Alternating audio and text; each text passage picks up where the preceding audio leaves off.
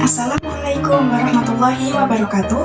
Perkenalkan, nama saya Siti Nur Aziza Irina Putri dengan NIM 2202104020049. Pada video kali ini, saya akan membahas tentang rangkuman pendidikan Pancasila.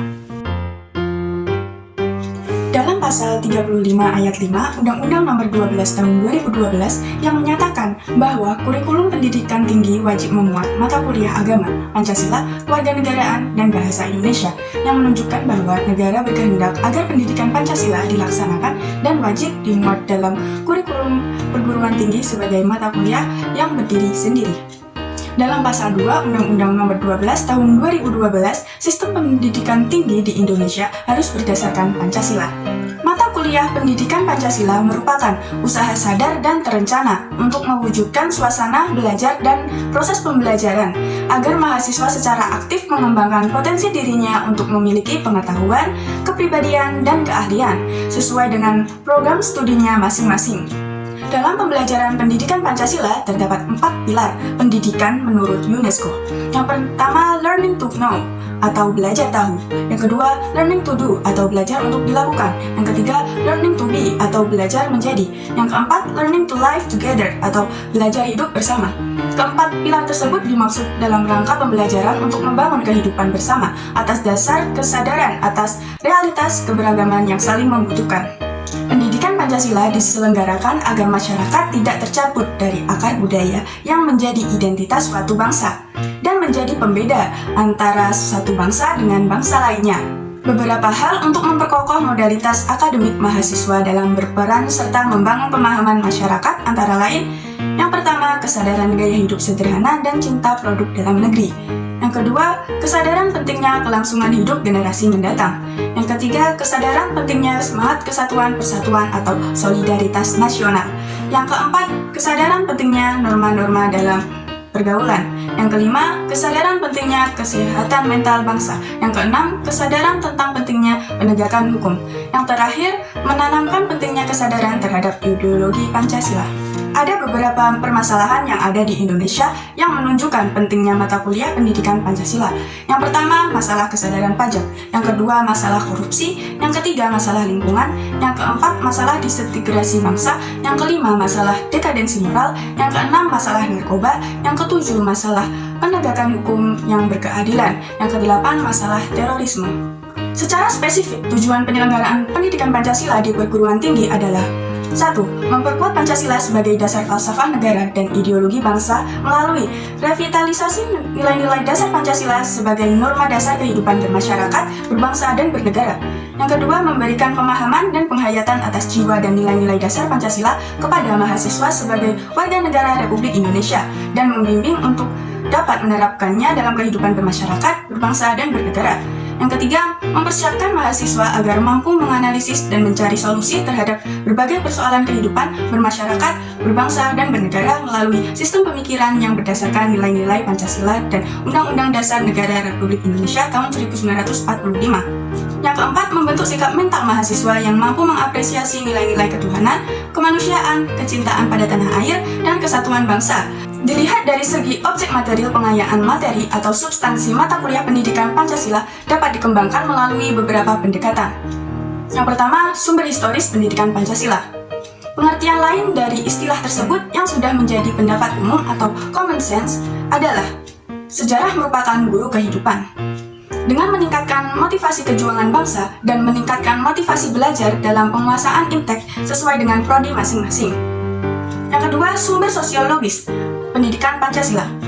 Dengan mengkaji struktur sosial, proses sosial termasuk perubahan-perubahan sosial dan masalah-masalah sosial yang patut disikapi secara arif dengan menggunakan standar nilai-nilai yang mengacu kepada nilai-nilai Pancasila. Yang ketiga, sumber yuridis pendidikan Pancasila. Dengan berperan dalam mewujudkan negara hukum formal dan sekaligus negara hukum material sehingga dapat diwujudkan keteraturan sosial dan sekaligus terbangun suatu kondisi bagi terwujudnya peningkatan kesejahteraan rakyat sebagaimana yang dicita-citakan oleh para pendiri bangsa. Yang keempat, sumber politik pendidikan Pancasila. Dengan menemukan nilai-nilai ideal yang menjadi kaidah penuntun atau pedoman dalam mengkaji konsep-konsep pokok dalam politik yang meliputi negara, kekuasaan, pengambilan keputusan, kebijakan, dan pembagian sumber daya negara baik di pusat maupun di daerah. Terdapat dinamika dan tantangan pendidikan Pancasila. Dinamika pendidikan Pancasila. Yang pertama, pasal 2 menyebutkan bahwa pendidikan tinggi berdasarkan Pancasila, Undang-Undang Dasar Negara Republik Indonesia tahun 1945, Negara Kesatuan Republik Indonesia, dan Bhinneka Tunggal Ika. Yang kedua, pasal 35 ayat 3 menentukan bahwa kurikulum pendidikan tinggi wajib memuat mata kuliah agama Pancasila, kewarganegaraan, dan bahasa Indonesia. Tantangan pendidikan Pancasila ialah menentukan bentuk dan format agar mata kuliah pendidikan Pancasila dapat diselenggarakan di berbagai program studi dengan menarik dan efektif. Tantangan yang berasal dari internal perguruan tinggi, misalnya faktor ketersediaan sumber daya dan spesialisasi program studi yang semakin tajam atau yang menyebabkan kurang tertarikan sebagian mahasiswa terhadap pendidikan Pancasila. Dan tantangan yang bersifat eksternal antara lain adalah krisis keteladanan dan para elit politik dan maraknya gaya hidup hedonistik di dalam masyarakat. Esensi Pancasila menurut penjelasan pasal 35 ayat 3 Undang-Undang Republik Indonesia nomor 12 tahun 2012 tentang pendidikan tinggi, yang dimaksud dengan mata kuliah pendidikan Pancasila adalah pendidikan untuk memberikan pemahaman dan penghayatan kepada mahasiswa mengenai ideologi bangsa Indonesia dengan landasan menurut penjelasan pasal 35 ayat 3 Undang-Undang Republik Indonesia nomor 12 tahun 2012 tentang pendidikan tinggi. Yang dimaksud dengan mata kuliah pendidikan Pancasila adalah pendidikan untuk memberikan pemahaman dan penghayatan kepada mahasiswa mengenai ideologi bangsa Indonesia. Dengan landasan tersebut, Ditjendikti mengembangkan esensi materi pendidikan Pancasila yang meliputi: pertama, pengantar perkuliahan pendidikan Pancasila; kedua, Pancasila dalam kajian sejarah bangsa Indonesia; ketiga, Pancasila sebagai dasar negara; keempat, Pancasila sebagai ideologi negara; kelima, Pancasila sebagai sistem filsafat; keenam, Pancasila sebagai sistem etika; ketujuh, Pancasila sebagai dasar nilai pengembangan ilmu. Urgensi pendidikan Pancasila adalah untuk membentengi dan menjawab tantangan perubahan-perubahan di masa yang akan datang. Rianto menyatakan bahwa pendidikan Pancasila di perguruan tinggi merupakan suatu keniscayaan karena mahasiswa sebagai agen perubahan dan intelektual muda yang di masa akan mendatang akan menjadi inti pembangunan dan pemegang estafet kepemimpinan bangsa dalam setiap tingkatan lembaga-lembaga negara, badan-badan negara, lembaga daerah, lembaga infrastruktur politik, lembaga-lembaga bisnis, dan sebagainya. Pancasila dalam arus sejarah bangsa Indonesia. Rumusan Pancasila pada awalnya dilakukan dalam sidang BPUPKI yang dilaksanakan pada tanggal 29 Mei sampai 1 Juni 1945. Dalam sidang tersebut ada 3 tokoh yang menyampaikan gagasannya mengenai dasar negara Indonesia. Pada tanggal 29 Mei 1945, Muhammad Yamin menyampaikan gagasannya mengenai dasar negara. Kemudian, tanggal 31 Mei 1945, Profesor Dr. Supomo yang menyampaikan gagasannya mengenai dasar negara Indonesia. Kemudian, pada tanggal 1 Juni 1945, Insinyur Soekarno menyampaikan gagasannya mengenai dasar negara Indonesia yang kemudian diberi nama Pancasila. Hasil sidang pertama yaitu menyepakati nama Pancasila sebagai dasar negara. Hanya butir-butir silanya akan dirumuskan dalam sidang lebih lanjut. Kemudian pada tanggal 22 Juni 1945 dirumuskanlah hasil rapat dalam sebuah naskah Jakarta Charter atau Piagam Jakarta. Di dalam rancangan Mukadimah Piagam Jakarta tercantum rumusan Pancasila yang nantinya kita kenal sebagai Dasar Negara Republik Indonesia yang terdapat dalam pembukaan Undang-Undang Dasar 1945. Alasan diperlukannya Pancasila dalam kajian sejarah bangsa Indonesia.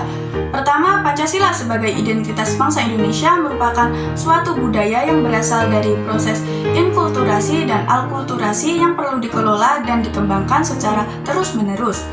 Dua, Pancasila sebagai kepribadian bangsa Indonesia artinya nilai-nilai ketuhanan, kemanusiaan, persatuan, kerakyatan, dan keadilan diwujudkan dalam sikap mental dan tingkah laku serta amal perbuatan yang memiliki ciri khas atau dapat dibedakan dengan bangsa lain.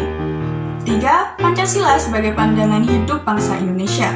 Berarti nilai-nilai Pancasila melekat dalam kehidupan masyarakat dan dijadikan norma dalam bersikap dan bertindak. 4. Pancasila sebagai jiwa bangsa karena lahir bersamaan dengan lahirnya bangsa Indonesia. Pancasila telah ada sejak dahulu kala bersamaan dengan adanya bangsa Indonesia.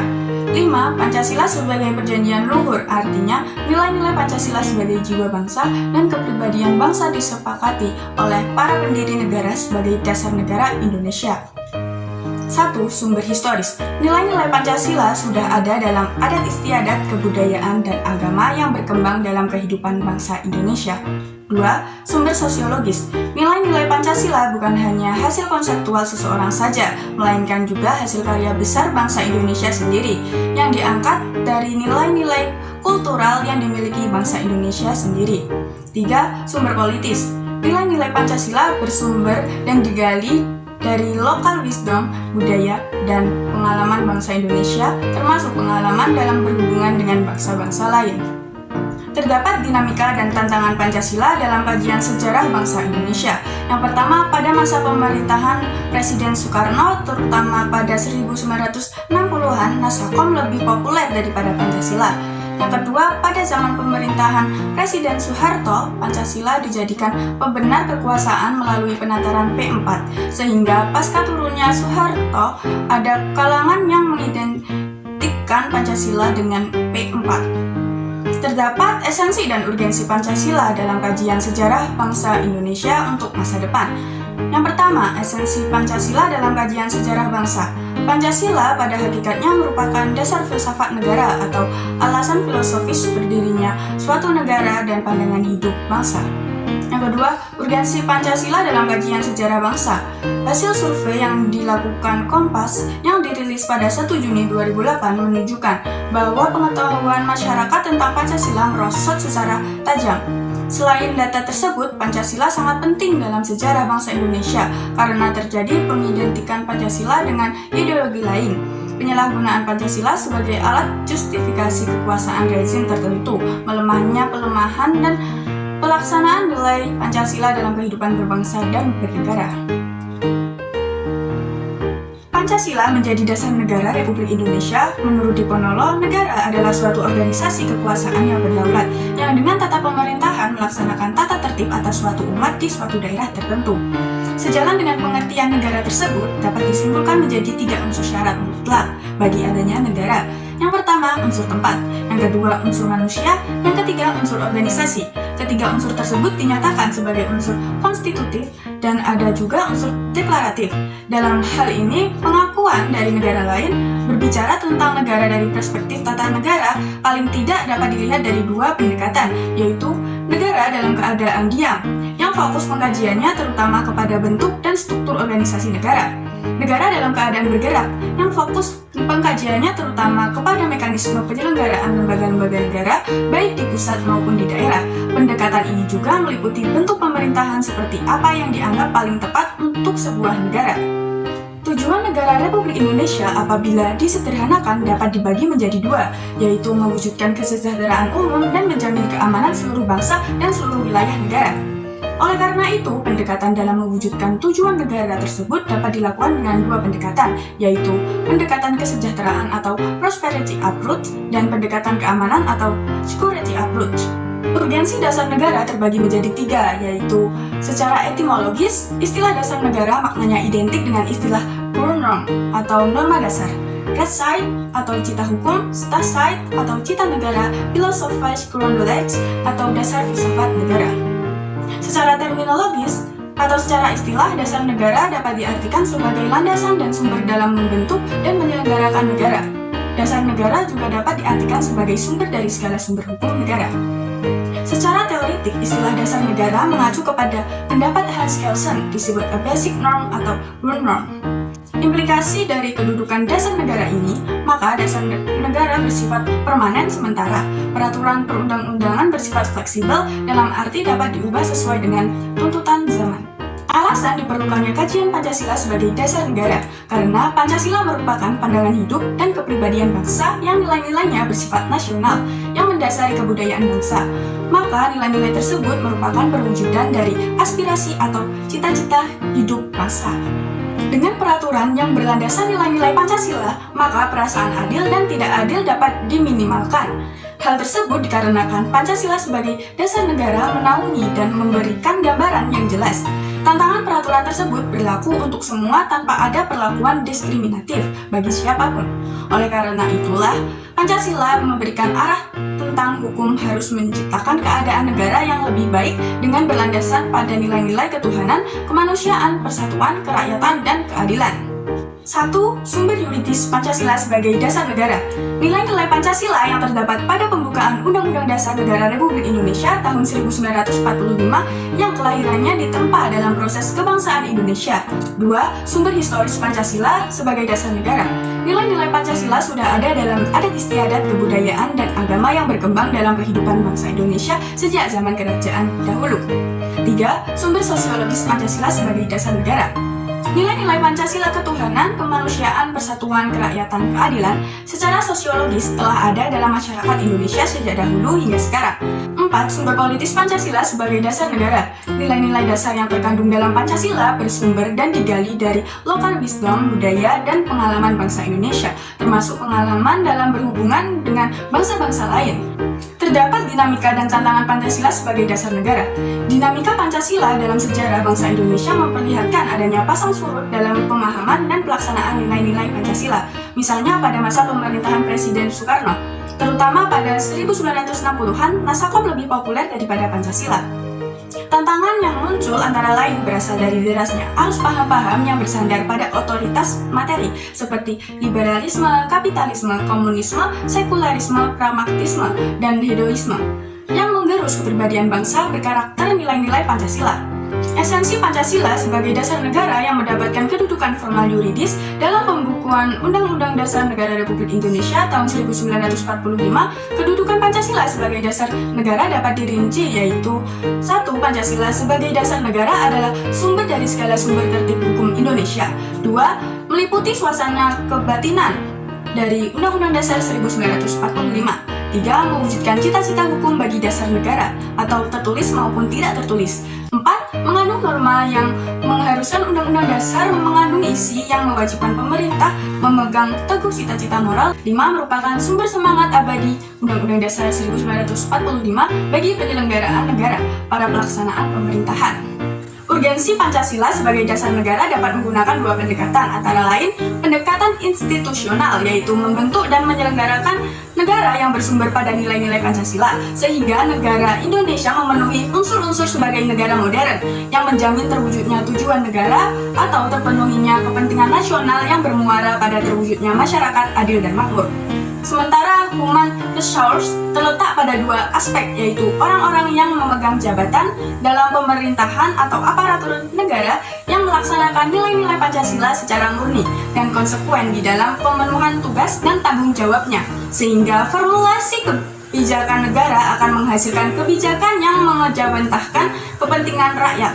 1. Bidang politik yang bertumpu kepada asas kedaulatan rakyat berdasarkan konstitusi mengacu pada pasal 1 ayat 2 Undang-Undang Dasar 1945.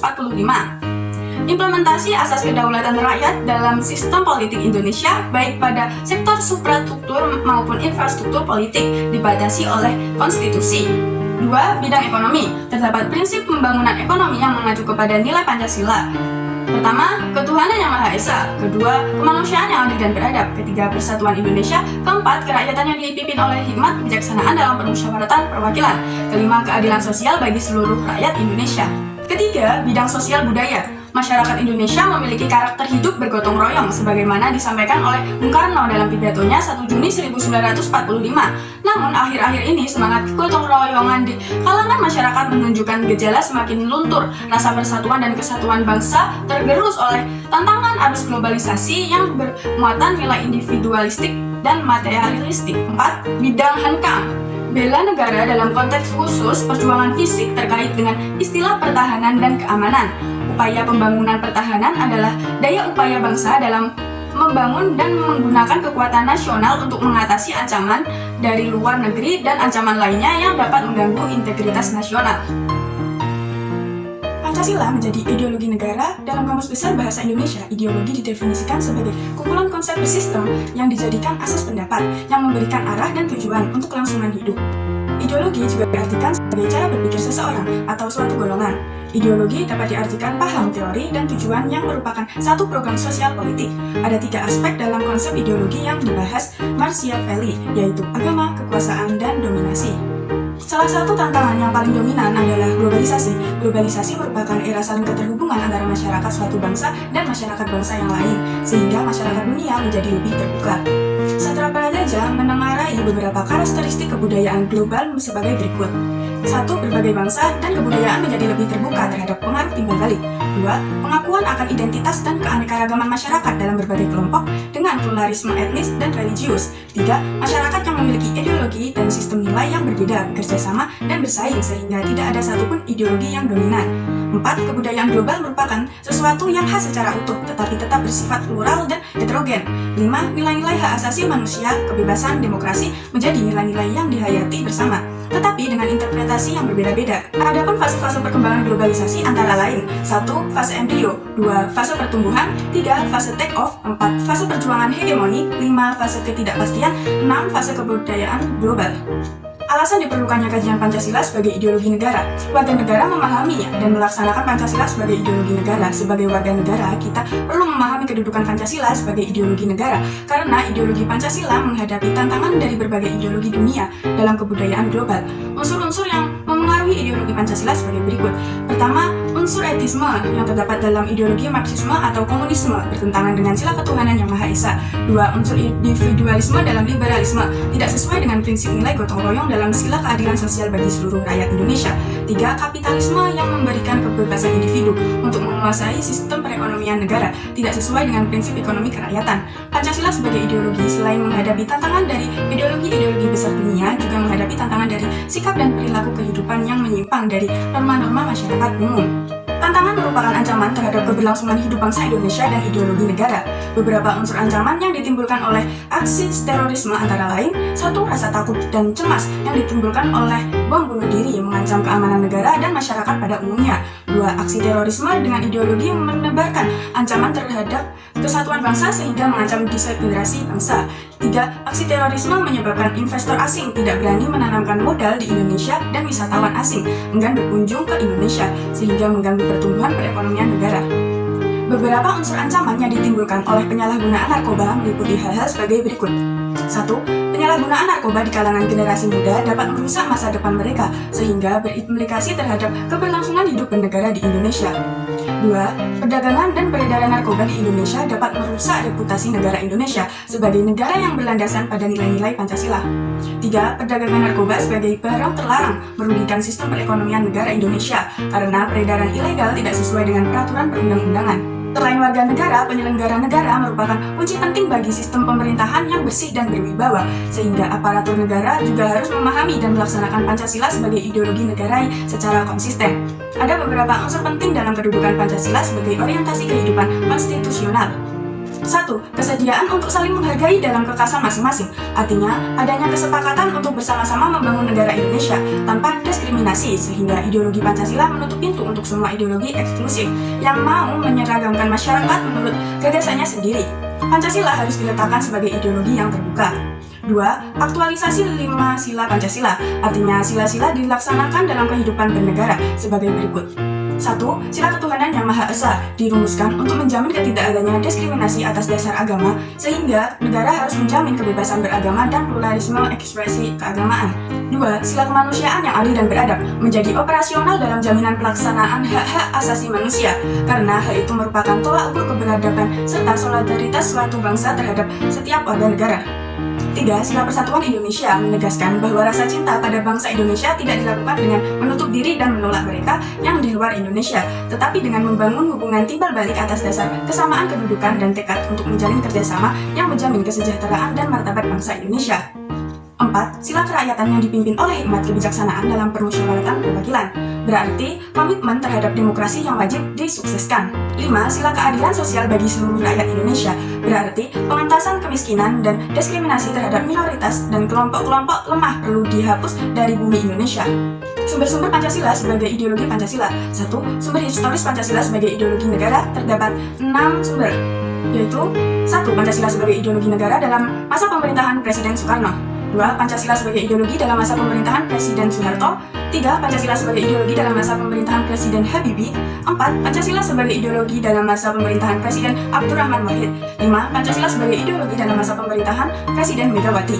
6. Pancasila sebagai ideologi dalam masa pemerintahan Presiden Susilo Bambang Yudhoyono. 2. Sumber sosiologis Pancasila sebagai ideologi negara. Pertama, sila ketuhanan yang Maha Esa dapat ditemukan dalam kehidupan beragama masyarakat Indonesia dalam berbagai bentuk kepercayaan dan keyakinan terhadap adanya kekuatan gaib. Kedua, sila kemanusiaan yang adil dan beradab dapat ditemukan dalam hal saling menghargai dan menghormati hak-hak orang lain, tidak bersikap sewenang-wenang. Ketiga, sila persatuan Indonesia dapat ditemukan dalam bentuk solidaritas rasa setia kawan, rasa cinta tanah air yang berwujud pada mencintai produk dalam negeri. Keempat, sila kerakyatan yang dipimpin oleh hikmat kebijaksanaan dalam permusyawaratan perwakilan dapat ditemukan dalam bentuk menghargai pendapat orang lain, semangat musyawarah dalam mengambil keputusan. Kelima, sila keadilan sosial bagi seluruh rakyat Indonesia tercermin dalam sikap suka menolong, menjalankan gaya hidup sederhana, tidak menyolok atau berlebihan. 3. Sumber politis Pancasila sebagai ideologi negara. Pertama, sila ketuhanan yang Maha Esa diwujudkan dalam bentuk semangat toleransi antar umat beragama. Kedua, sila kemanusiaan yang adil dan beradab diwujudkan penghargaan terhadap pelaksanaan hak asasi manusia di Indonesia. Ketiga, sila persatuan Indonesia diwujudkan dalam mendahulukan kepentingan bangsa dan negara daripada kepentingan kelompok atau golongan termasuk partai. 4. Sila kerakyatan yang dipimpin oleh hikmat kebijaksanaan dalam permusyawaratan perwakilan diwujudkan dalam mendahulukan pengambilan keputusan berdasarkan musyawarah daripada voting. Kelima, sila keadilan sosial bagi seluruh rakyat Indonesia dapat diwujudkan dalam bentuk tidak penyalahgunaan kekuasaan untuk memperkaya diri atau kelompok karena penyalahgunaan kekuasaan itulah yang menjadi faktor pemicu terjadinya korupsi. Dinamika Pancasila sebagai ideologi negara dalam sejarah bangsa Indonesia pada masa pemerintahan Presiden Soeharto diletakkan pada kedudukan yang sangat kuat melalui TAP MPR nomor 2 tahun 1978 tentang pemasyarakatan P4. Pada masa ini, ideologi Pancasila menjadi asas tunggal bagi semua organisasi politik dan organisasi masyarakat. Pada masa era reformasi, Pancasila sebagai ideologi negara mengalami pasang surut dengan ditandai beberapa hal, seperti enggannya para penyelenggara negara mewacanakan tentang Pancasila, bahkan berujung pada hilangnya Pancasila dari kurikulum nasional, meskipun pada akhirnya timbul kesadaran penyelenggaraan negara tentang pentingnya pendidikan Pancasila di perguruan tinggi. Unsur-unsur yang memengaruhi tantangan terhadap Pancasila sebagai ideologi negara terdapat dua faktor. Yang pertama, faktor eksternal. Pertarungan ideologis antara negara-negara superpower antara Amerika Serikat dan Uni Soviet. Menguatnya isu kebudayaan global, meningkatnya kebutuhan dunia sebagai akibat pertumbuhan penduduk dan kemajuan ideologi. Adapun faktor internal yang meliputi hal-hal sebagai berikut: adanya pergantian rezim dan penyalahgunaan kekuasaan atau korupsi. Hakikat Pancasila sebagai ideologi negara terdapat tiga dimensi. Yang pertama, dimensi realitas mengandung makna bahwa nilai-nilai dasar yang terkandung dalam dirinya bersumber dari nilai-nilai real yang hidup dalam masyarakat. Dua, dimensi idealis mengandung cita-cita yang ingin dicapai dalam berbagai bidang kehidupan bermasyarakat, berbangsa, dan bernegara. Ketiga, dimensi fleksibilitas mengandung referensi atau kekuatan yang merangsang masyarakat untuk mengembangkan pemikiran-pemikiran baru tentang nilai-nilai dasar yang terkandung di dalamnya. Urgensi Pancasila sebagai ideologi negara. Pada bagian ini, mahasiswa perlu menyadari bahwa peran ideologi negara itu bukan hanya terletak pada aspek legal formal, melainkan juga harus hadir dalam kehidupan konkret masyarakat itu sendiri. Beberapa peran konkret Pancasila sebagai ideologi meliputi ideologi negara sebagai penuntun warga negara, artinya setiap perilaku warga negara harus didasarkan pada perspektif moral. 2. Ideologi negara sebagai penolakan terhadap nilai-nilai yang tidak sesuai dengan sila-sila Pancasila. Pancasila merupakan sistem filsafat. Menurut Titus, Smith, dan Nolan memberikan definisi filsafat berdasarkan watak dan fungsinya. Pertama, filsafat adalah sekumpulan sikap dan kepercayaan terhadap kehidupan dan alam yang biasanya diterima secara tidak kritis, dalam arti informal. Kedua, filsafat adalah suatu proses kritik atau pemikiran terhadap kepercayaan dan sikap yang sangat dijunjung tinggi dalam arti formal. Ketiga, filsafat adalah usaha untuk mendapatkan gambaran keseluruhan dalam arti komprehensif. 4. Filsafat adalah analisa logis dari bahasa serta penjelasan tentang arti kata dari konsep dalam arti analisis linguistik. Kelima, filsafat adalah sekumpulan problematik yang langsung mendapat perhatian manusia dan dicarikan jawabannya oleh ahli-ahli filsafat dalam arti aktual fundamental. Beberapa alasan Pancasila dikatakan sebagai sistem filsafat. Pertama, dalam sidang BPUPKI 1 Juni 1945, Soekarno memberi judul pidatonya dengan nama Filosofi Secular Knowledge daripada Indonesia Merdeka. Kedua, menurut Nur Bekri, Pancasila adalah hasil perenungan mendalam para tokoh kenegaraan Indonesia. Melalui suatu diskusi dan dialog panjang dalam sidang BPUPKI hingga pengesahan PPKI, hasil perenungan itu sesuai dengan ciri-ciri pemikiran filsafat, yakni koheren, logis, inklusif, mendasar, dan spekulatif. Ketiga, menurut sastra prateja, Pancasila menjadi ideologi negara. Pancasila adalah dasar politik yang mengatur dan mengarahkan segala kegiatan yang berkaitan dengan hidup kenegaraan, seperti perundang-undangan, pemerintahan, perekonomian nasional, hidup berbangsa, hubungan warga negara dengan negara, dan hubungan antar sesama warga negara, serta usaha-usaha untuk menciptakan kesejahteraan bersama. Menurut Triyakara, membedakan antara filsafat dan Weltanschauung. Filsafat lebih bersifat teoritis dan abstrak, yaitu cara berpikir dan memandang realita dengan sedalam-dalamnya untuk memperoleh kebenaran. Weltanschauung lebih mengacu pada pandangan hidup yang bersifat praktis. Trikarya menegaskan bahwa Weltanschauung belum tentu didahului oleh filsafat karena pada masyarakat primitif terdapat pandangan hidup yang tidak didahului rumusan filsafat. Filsafat berada dalam lingkup ilmu sedangkan Weltanschauung berada di dalam lingkungan hidup manusia. Bahkan banyak pula bagian dari filsafat yang tidak langsung terkait dengan sikap hidup. Nilai-nilai filosofis yang terkandung dalam sila-sila Pancasila mendasari seluruh peraturan hukum yang berlaku di Indonesia. Pancasila sebagai Weltanschauung artinya nilai-nilai Pancasila itu merupakan sesuatu yang telah ada dan berkembang di dalam masyarakat Indonesia, yang kemudian disepakati sebagai dasar filsafat negara. Urgensi Pancasila sebagai sistem filsafat, yang artinya refleksi filosofis mengenai Pancasila sebagai dasar negara. Sastra Prateja menjelaskan makna filsafat Pancasila sebagai berikut. Pertama, agar dapat diberikan pertanggungjawaban rasional dan mendasar mengenai sila-sila dalam Pancasila sebagai prinsip-prinsip politik. Kedua, agar dapat dijabarkan lebih lanjut sehingga menjadi operasional dalam bidang-bidang yang menyangkut hidup bernegara. Ketiga, agar dapat membuka dialog dalam berbagai perspektif baru dalam kehidupan berbangsa dan bernegara. Keempat, agar dapat menjadi kerangka evaluasi terhadap segala kegiatan yang bersangkut paut dengan kehidupan bernegara, berbangsa, dan bermasyarakat, serta memberikan perspektif pemecahan terhadap permasalahan nasional. Alasan diperlukannya kajian Pancasila sebagai sistem filsafat. Pertama, filsafat Pancasila sebagai genetivus objektivus dan genetivus subjektivus. Pancasila sebagai genetivus objektivus artinya nilai-nilai Pancasila dijadikan sebagai objek yang dicari landasan filosofisnya berdasarkan sistem-sistem dan cabang-cabang filsafat yang berkembang di Barat. Pancasila sebagai genetivus subjektivus artinya nilai-nilai Pancasila dipergunakan untuk mengkritisi berbagai aliran filsafat yang berkembang, baik untuk menemukan hal-hal yang sesuai dengan nilai-nilai Pancasila maupun untuk melihat nilai-nilai yang tidak sesuai dengan nilai-nilai Pancasila. Landasan ontologis filsafat Pancasila artinya sebuah pemikiran filosofis atas hakikat dan rasional de etre sila-sila Pancasila sebagai dasar filosofis negara Indonesia. Oleh karena itu, pemahaman atas hakikat sila-sila Pancasila itu diperlukan sebagai bentuk pengakuan atas modus eksistensi bangsa Indonesia. Landasan epistemologis Pancasila artinya nilai-nilai Pancasila digali dari pengalaman atau empiris bangsa Indonesia. Kemudian disintesiskan menjadi sebuah pandangan yang komprehensif tentang kehidupan bermasyarakat, berbangsa, dan bernegara. Landasan aksiologis Pancasila artinya nilai atau kualitas yang terkandung dalam sila-sila Pancasila. 1. Sumber historis Pancasila sebagai sistem filsafat. Pada tanggal 12 Agustus 1928, Soekarno pernah menulis di seluruh Indonesia yang menyebutkan bahwa nasionalisme adalah nasionalisme yang membuat manusia menjadi perkakasnya Tuhan dan membuat manusia hidup dalam roh. 2. Sumber sosiologis Pancasila sebagai sistem filsafat dapat diklasifikasikan ke dalam dua kelompok. Kelompok pertama, masyarakat awam yang memahami Pancasila sebagai sistem filsafat yang sudah dikenal masyarakat Indonesia dalam bentuk pandangan hidup, way of life yang terdapat dalam agama, adat istiadat, dan budaya berbagai suku bangsa di Indonesia. Kelompok kedua yaitu masyarakat ilmiah akademis yang memahami Pancasila sebagai sistem filsafat dengan teori-teori yang bersifat akademis. 3. Sumber politis Pancasila sebagai sistem filsafat dapat diklasifikasikan ke dalam dua kelompok. Kelompok pertama meliputi wacana politis tentang Pancasila sebagai sistem filsafat pada sidang BPUPKI, sidang PPKI, dan kuliah umum Soekarno antara tahun 1958 dan 1959 tentang pembahasan sila-sila Pancasila secara filosofis. Kelompok kedua mencangkup berbagai argumen politis tentang Pancasila sebagai sistem filsafat yang disuarakan kembali di era reformasi dalam pidato politik Habibie 1 Juni 2011. Dinamika Pancasila sebagai sistem filsafat. Pada era pemerintahan Soekarno, Pancasila sebagai sistem filsafat dikenal dengan istilah filosofis grundlegging. Gagasan tersebut merupakan perenungan filosofis Soekarno atas rencananya berdirinya negara Indonesia merdeka. Pada era Soeharto, kedudukan Pancasila sebagai sistem filsafat berkembang ke arah yang lebih praktis, atau dalam hal ini istilah yang lebih tepat adalah Weltanschauung. Pada era reformasi, Pancasila sebagai sistem filsafat kurang terdengar resonansinya.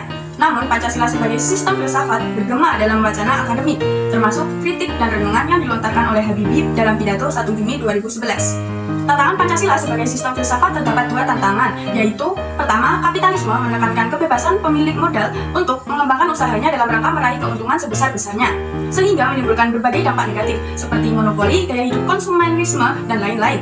Yang kedua, komunisme yang sangat menekankan dominasi negara sebagai pemilik modal, sehingga menghilangkan peran rakyat dalam kehidupan bernegara. Esensi Pancasila sebagai sistem filsafat antara lain: 1. Hakikat sila ketuhanan terletak pada keyakinan bahwa Tuhan adalah prinsip utama dalam kehidupan semua makhluk. Setiap orang memiliki kebebasan yang bertanggung jawab. 2. Hakikat sila kemanusiaan terletak pada manusia monopluralis yang terdiri dari susunan kodrat atau jiwa raga, sifat kodrat atau makhluk individu sosial, dan kedudukan kodrat atau makhluk pribadi yang otonom dan makhluk Tuhan. 3. Hakikat sila persatuan terletak pada semangat kebangsaan. Rasa kebangsaan terwujud dalam bentuk cinta tanah air yang dibedakan ke dalam 3 jenis, yaitu tanah air real, tanah air formal, dan tanah air mental. 4. Hakikat sila kerakyatan terletak pada prinsip musyawarah. Artinya, keputusannya diambil lebih didasarkan atas semangat musyawarah untuk mufakat, bukan membenarkan begitu saja pendapat mayoritas tanpa peduli pendapat minoritas. 5. Hakikat sila keadilan terwujud dalam 3 aspek, yaitu keadilan distributif, legal, dan komutatif. Keadilan distributif adalah keadilan bersifat membagi dari negara kepada warga negara. Keadilan legal adalah kewajiban warga negara terhadap negara atau dinamakan keadilan bertaat. Keadilan komutatif adalah keadilan antara sesama warga negara. Urgensi Pancasila sebagai sistem filsafat antara lain: 1. Memulihkan harga diri bangsa Indonesia sebagai bangsa yang merdeka dalam politik, yuridis, dan juga merdeka dalam mengemukakan ide-ide pemikirannya untuk kemajuan bangsa baik secara material maupun spiritual. 2. Membangun alam pemikiran yang berakar dari nilai-nilai budaya bangsa Indonesia sendiri, sehingga mampu dalam menghadapi berbagai ideologi dunia. 3. Menjadi dasar pijakan untuk menghadapi tantangan globalisasi yang dapat melunturkan semangat kebangsaan dan melemahkan sendi-sendi perekonomian yang berorientasikan pada kesejahteraan rakyat banyak. 3. Menjadi dasar pijakan untuk menghadapi tantangan globalisasi yang dapat melunturkan semangat kebangsaan dan melemahkan sendi-sendi perekonomian yang berorientasi pada kesejahteraan rakyat banyak. 4. Menjadi way of life sekaligus way of thinking bangsa Indonesia untuk menjaga keseimbangan dan konsistensi antara tindakan dan pemikiran. Pancasila menjadi sistem etika. Etika merupakan ilmu tentang segala sesuatu yang biasa dilakukan atau ilmu tentang adat kebiasaan. Dalam arti ini, etika berkaitan dengan kebiasaan hidup yang baik, tata cara hidup yang baik, baik pada diri seseorang maupun masyarakat. Kebiasaan hidup yang baik ini dianut dan diwariskan dari satu generasi ke generasi yang lain. Dalam artian ini, etika sama maknanya dengan moral. Etika dalam arti yang luas ialah ilmu yang membahas tentang kriteria baik dan buruk. Ada beberapa aliran etika yang dikenal dalam bidang filsafat yang meliputi: 1. Etika keutamaan atau etika kebajikan adalah teori yang mempelajari keutamaan, artinya mempelajari tentang perbuatan manusia itu baik atau buruk. 2. Etika teologis, artinya teori yang menyatakan bahwa hasil dari tindakan moral menentukan nilai tindakan atau kebenaran tindakan dan dilawankan dengan kewajiban. 3. Etika deontologis adalah teori etis yang bersangkutan dengan kewajiban moral sebagai hal yang benar dan bukannya membicarakan tujuan atau akibat. Etika Pancasila adalah cabang filsafat yang dijabarkan dari sila-sila Pancasila untuk mengatur perilaku kehidupan bermasyarakat, berbangsa, dan bernegara di Indonesia. Oleh karena itu, dalam etika Pancasila terkandung nilai-nilai ketuhanan, kemanusiaan, persatuan kerakyatan, dan keadilan. Kelima nilai tersebut membentuk perilaku manusia Indonesia dalam semua aspek kehidupannya. Etika Pancasila itu lebih dekat pada pengertian etika keutamaan atau etika kebajikan, meskipun corak kedua mainstream yang lain, deontologis dan teologis, termuat pula di dalamnya. Namun, etika keutamaan lebih dominan karena etika Pancasila tercermin dalam 4 tabiat soleh, yaitu kebijaksanaan, kesederhanaan, keteguhan, dan keadilan. Urgensi Pancasila sebagai sistem filsafat diperlukannya dalam kehidupan bermasyarakat, berbangsa, dan bernegara, sebab berisikan tuntutan nilai-nilai moral yang hidup. Namun diperlukannya kajian kritis rasional terhadap nilai-nilai moral yang hidup tersebut agar tidak terjebak ke dalam pandangan yang bersifat mitos. Misalnya, korupsi terjadi lantaran seorang pejabat diberi hadiah oleh seseorang yang memerlukan bantuan atau jasa si pejabat agar urusannya lancar. Beberapa alasan mengapa Pancasila sebagai sistem etika itu perlu diperlukan dalam penyelenggaraan kehidupan bernegara di Indonesia. Pertama, dekadensi moral yang melanda kehidupan masyarakat, terutama generasi muda, sehingga membahayakan kelangsungan hidup bernegara. Oleh karena itu, Pancasila sebagai sistem etika diperlukan kehadirannya sejak dini, terutama dalam bentuk pendidikan karakter di sekolah-sekolah. Kedua, korupsi akan merajalela karena pada penyelenggara negara tidak memiliki rambu-rambu normatif dalam menjalankan tugasnya. Oleh karena itu, Pancasila sebagai sistem etika terkait dengan pemahaman atas kriteria baik dan buruk. Ketiga, kurangnya rasa perlu berkontribusi dalam pembangunan melalui pembayaran pajak. Hal tersebut terlihat dari kepatuhan pajak yang masih rendah, padahal peranan pajak dalam tahun ke tahun semakin meningkat dalam membiayai APBN. Pancasila sebagai sistem etika akan dapat mengarahkan wajib pajak untuk secara sadar memenuhi kewajiban perpajakannya dengan baik. Keempat, pelanggaran hak asasi manusia dalam kehidupan bernegara di Indonesia ditandai dengan melemahnya penghargaan seseorang terhadap hak pihak lain. Oleh karena itu, diperlukannya sosialisasi sistem etika Pancasila. Diperlukan pula penjabaran sistem etika ke dalam peraturan perundang-undangan tentang HAM. Kelima, kerusakan lingkungan yang berdampak terhadap berbagai aspek kehidupan manusia seperti kesehatan, nasib generasi yang akan datang, global warming, perubahan cuaca, dan lain sebagainya. Oleh karena itu, Pancasila sebagai sistem etika perlu diterapkan ke dalam peraturan perundang-undangan yang menindak tegas para pelaku pembakaran hutan, baik pribadi maupun perusahaan yang terlibat. 1. Sumber historis. Pada zaman Orde Lama, Pancasila sebagai sistem etika masih berbentuk sebagai filosofis Grundgesetz atau Weltanschauung. Artinya, nilai-nilai Pancasila belum ditegaskan ke dalam sistem etika, tetapi nilai-nilai moral telah terdapat pandangan hidup masyarakat. Pada zaman Orde Baru, Pancasila sebagai sistem etika disosialisasikan melalui penataran P4 dan diinstitusionalkan dalam wadah PP7. Pada era reformasi, Pancasila sebagai sistem etika tenggelam dalam hiruk-pikuk perebutan kekuasaan yang menjurus kepada pelanggaran etik politik. 2. Sumber sosiologis. Sumber sosiologis Pancasila sebagai sistem etika dapat ditemukan dalam kehidupan masyarakat berbagai etnik di Indonesia. Misalnya, orang Minangkabau dalam hal bermusyawarah memakai prinsip bulat air oleh pembuluh, bulat kata oleh mufakat. Masih banyak lagi mutiara kearifan lokal yang bertebaran di bumi Indonesia ini, sehingga memerlukan penelitian yang mendalam.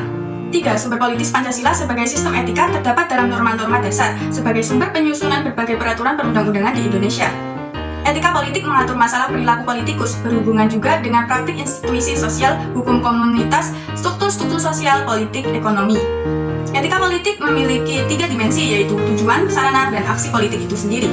Dinamika Pancasila sebagai sistem etika. Pertama, tidak dapat dikatakan bahwa pemerintahan di zaman Orde Lama mengikuti sistem etika Pancasila. Bahkan ada tudingan dari pihak Orde Baru bahwa pemilihan umum pada zaman Orde Lama dianggap terlalu liberal karena pemerintah Soekarno menganut sistem demokrasi terpimpin yang cenderung otoriter. Kedua, pada zaman Orde Baru, sistem etika Pancasila diletakkan dalam bentuk penataran P4. Pada zaman Orde Baru itu, pula muncul konsep manusia Indonesia seutuhnya sebagai cerminan manusia yang berperilaku dan berakhlak mulia sesuai dengan nilai-nilai Pancasila. Ketiga, sistem etika Pancasila pada era reformasi tenggelam dalam euforia demokrasi. Namun, seiring dengan perjalanan waktu, disadari bahwa demokrasi tanpa dilandasi sistem etika politik akan menjurus pada penyalahgunaan kekuasaan, serta menghalalkan segala cara untuk mencapai tujuan. Tantangan Pancasila sebagai sistem etika. Pertama, tantangan terhadap sistem etika Pancasila pada zaman Orde Lama berupa sikap otoriter dalam pemerintahan sebagaimana yang tercermin dalam penyelenggaraan negara yang menerapkan sistem demokrasi terpimpin. Hal tersebut tidak sesuai dengan sistem etika Pancasila yang lebih menonjolkan semangat musyawarah yang mufakat. Kedua, tantangan terhadap sistem etika Pancasila pada zaman Orde Baru terkait dengan masalah nepotisme, kolusi, dan korupsi yang merugikan penyelenggaraan negara. Hal tersebut tidak sesuai dengan keadilan sosial karena nepotisme, kolusi, dan korupsi hanya menguntungkan segelintir orang atau kelompok tertentu. Ketiga, tantangan terhadap sistem etika Pancasila pada era reformasi berupa euforia kebebasan berpolitik, sehingga mengabaikan norma-norma moral, misalnya, munculnya anarkisme yang memaksakan kehendak dengan mengatasnamakan kebebasan berdemokrasi. Esensi Pancasila sebagai sistem etika. Pertama, hakikat sila ketuhanan terletak pada keyakinan bangsa Indonesia bahwa Tuhan sebagai penjamin prinsip-prinsip moral. Kedua, hakikat sila kemanusiaan terletak pada actus humanus, yaitu tindakan manusia yang mengandung implikasi dan konsekuensi moral yang dibedakan dengan actus homini, yaitu tindakan manusia yang biasa. Ketiga, hakikat sila persatuan terletak pada kesediaan untuk hidup bersama sebagai warga bangsa yang mementingkan masalah bangsa di atas kepentingan individu atau kelompok. Keempat, hakikat sila kerakyatan terletak pada prinsip musyawarah untuk mufakat, artinya menghargai diri sendiri sama halnya dengan menghargai orang lain. Kelima, hakikat sila keadilan sosial bagi seluruh rakyat Indonesia merupakan perwujudan dari sistem etika yang tidak menekankan pada kewajiban semata atau menekankan pada tujuan belaka, tetapi lebih menonjolkan keutamaan yang terkandung dalam nilai keadilan itu sendiri.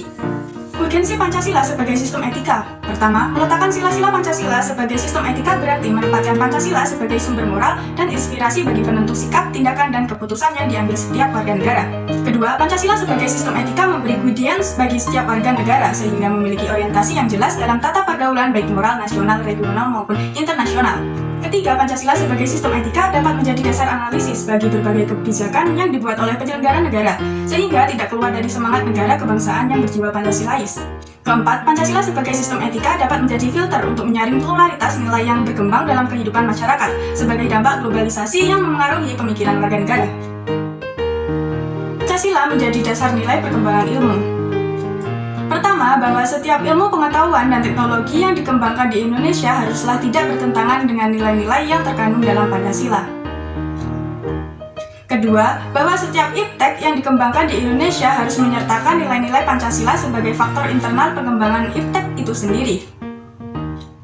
Ketiga, bahwa nilai-nilai Pancasila berperan sebagai rambu normatif bagi pengembangan iptek di Indonesia. Artinya mampu mengendalikan iptek agar tidak keluar dari cara berpikir dan cara bertindak bangsa Indonesia. Keempat, bahwa setiap pengembangan iptek harus berakar dari budaya dan ideologi bangsa Indonesia sendiri. Urgensi Pancasila sebagai dasar nilai pengembangan ilmu, bahwa kehadiran ilmu pengetahuan dan teknologi di sekitar kita ibarat pisau bermata dua. Di satu sisi, iptek memberikan kemudahan untuk memecahkan berbagai persoalan hidup dan kehidupan yang dihadapi. Tetapi di pihak lain dapat membunuh, bahkan memusnahkan peradaban umat manusia.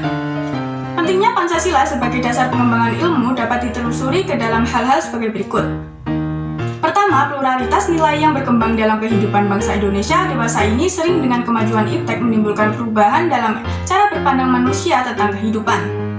Hal ini membutuhkan renungan dan refleksi yang mendalam agar bangsa Indonesia tidak terjerumus ke dalam penentuan keputusan nilai yang tidak sesuai dengan kepribadian bangsa. Kedua, dampak negatif yang ditimbulkan kemajuan iptek terhadap lingkungan hidup berada dalam titik hadir yang membahayakan eksistensi hidup manusia di masa yang akan datang. Oleh karena itu, diperlukannya tuntutan moral bagi para ilmuwan dalam pengembangan iptek di Indonesia. Ketiga, perkembangan iptek yang didominasi negara-negara barat dengan politik global ikut mengancam nilai-nilai khas dalam kehidupan bangsa Indonesia, seperti spiritualitas, gotong royong, solidaritas, musyawarah, dan cita rasa keadilan. Oleh karena itu, diperlukan orientasi yang jelas untuk menyaring dan menangkal pengaruh nilai-nilai global yang tidak sesuai dengan nilai-nilai kepribadian bangsa Indonesia. Alasan diperlukannya Pancasila sebagai dasar nilai pengembangan iptek dalam kehidupan bangsa Indonesia meliputi hal-hal sebagai berikut. Pertama, kerusakan lingkungan yang ditimbulkan oleh iptek baik dengan dalih percepatan pembangunan daerah tertinggal maupun upaya peningkatan kesejahteraan masyarakat perlu mendapat perhatian yang serius. Kedua, penjabaran sila-sila Pancasila sebagai dasar nilai pengembangan iptek dapat menjadi sarana untuk mengontrol dan mengendalikan pemajuan iptek yang berpengaruh pada cara berpikir dan bertindak masyarakat yang cenderung pragmatis. Tiga, nilai-nilai kearifan lokal yang menjadi simbol kehidupan di berbagai daerah mulai digantikan dengan gaya hidup global, seperti budaya gotong royong digantikan dengan individualis yang tidak patuh membayar pajak dan hanya menjadi free rider di negara ini. 1. Sumber historis Pancasila sebagai dasar nilai pengembangan ilmu di Indonesia dapat ditelusuri pada awalnya dalam dokumen negara, yaitu Pembukaan Undang-Undang Dasar 1945.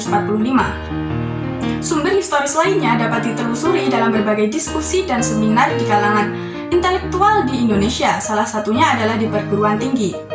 2. Sumber sosiologis Pancasila sebagai dasar nilai pengembangan ilmu di Indonesia dapat ditemukan pada sikap masyarakat yang sangat memperhatikan dimensi ketuhanan dan kemanusiaan, sehingga manakala iptek tidak sejalan dengan nilai ketuhanan dan kemanusiaan biasanya terjadi penolakan.